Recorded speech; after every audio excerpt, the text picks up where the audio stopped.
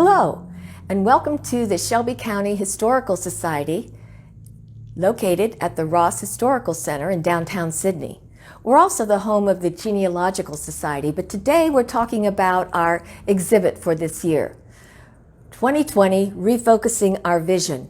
And in this room, we're going to look at how we look at ourselves. Here you see a Waterbury camera from the 1880s. And it was not very complex, which made it very popular. It had a fixed lens here, and you see this looks like an accordion? Well, that would be the focus. Over here you see our subject, a Victorian lady dressed for her photograph. Notice especially the bustle in the back of her dress.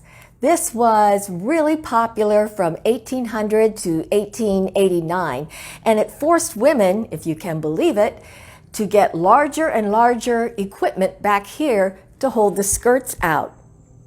It was very difficult for them to sit down, and they had to sit at an angle.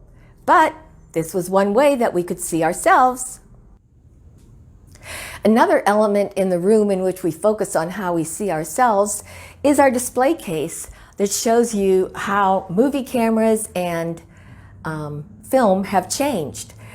Everyone probably can associate with our Viewmasters down here.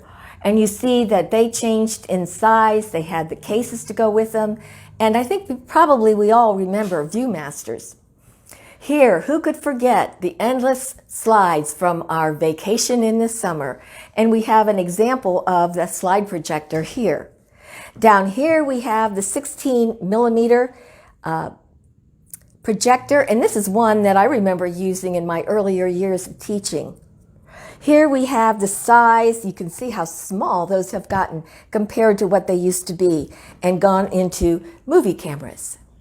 Another of our cases in the room where we focus on how we see ourselves is this one that gives us all kinds of different cameras, and those of you who are aficionados of photography would really enjoy taking a look at all of these different ones.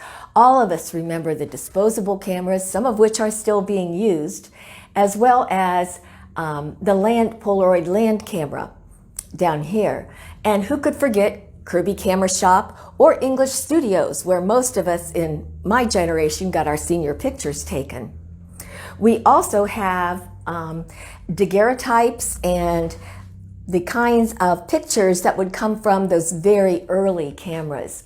This camera over here, which is the Duraflex, is the one I most associate with Clark Kent, because I remember the photographer in that series flashing that camera all the time at Superman.